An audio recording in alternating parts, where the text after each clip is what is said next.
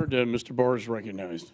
Thank you, Mr. Chairman. And Secretary Wolf, I want to address this issue that my colleagues on the other side of the aisle seem to be forgetting about the actual facts and circumstances related to the so-called family separation during the Trump administration. During the Trump administration, when you served as acting Secretary of the Department of Homeland Security, did the department have a blanket policy of separating families at the border?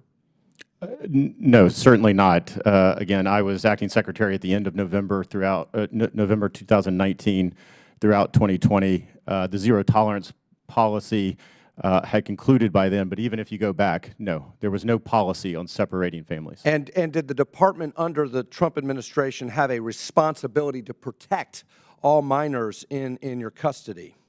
Absolutely. And if there was a reason to question the claimed familial relationship between the adult and child, do you think it would be appropriate to detain those adults and children together?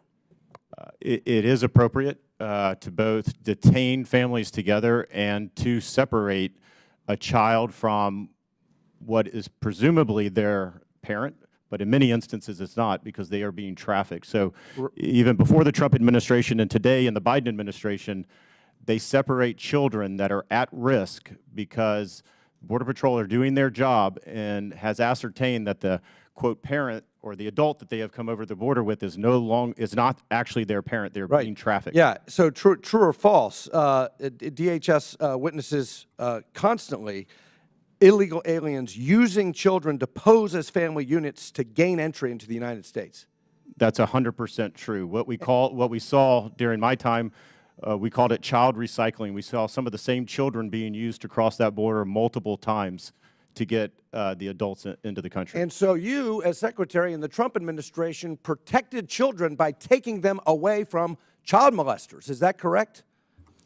We certainly did that during the Trump administration. Previous administrations have done that. The Biden administration continues to do that. Is it more likely that families would be separated by having an open border or by having a secure border?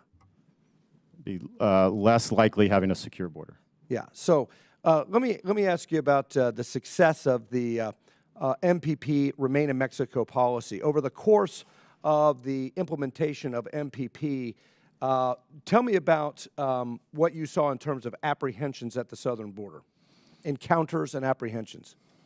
Well, during the course of the life of MPP, certainly throughout FY19 and a little bit into FY20 before COVID hit, we saw the number of illegal apprehensions reduce quite significantly, particularly as it relates to family units from the Northern Triangle, which was the driver behind the 2018 to 2019 crisis, which is why we instituted MPP, and we saw those drive down upwards to 80%. 80%. So border encounters with Central American families dropped 80% during the implementation of MPP. Is that right? That's correct. What, Remain in Mexico.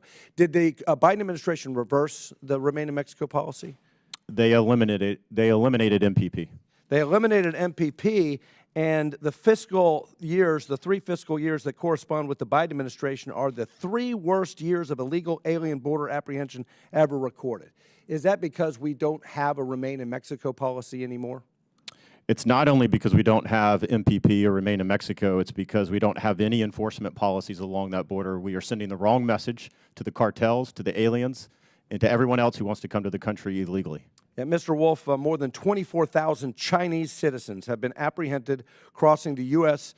border from Mexico in the past year. 24,000 Chinese citizens. This is more than in the preceding 10 years combined. Who are these individuals? Do we have any reason to believe the CCP is taking advantage of our open border? Not just the fentanyl, but also these individuals. And is there any reason to believe that the CCP's United Front work is using the open border to infiltrate the United States? I think we have to assume they are. This naivety that everyone's coming here for humanitarian protections and they're not here to do bad things to the United States.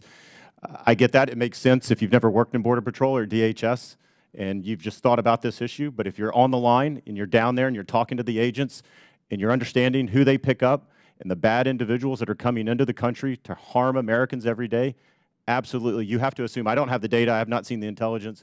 You have to assume that the Communist Party of China is taking advantage of the situation along that border.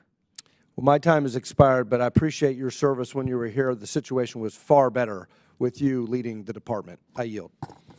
Gentleman yields. Chair recognizes Mr. Stanton. Thank you very much, Mr. Chairman.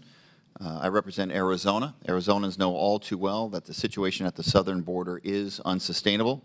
A record number of migrants have been apprehended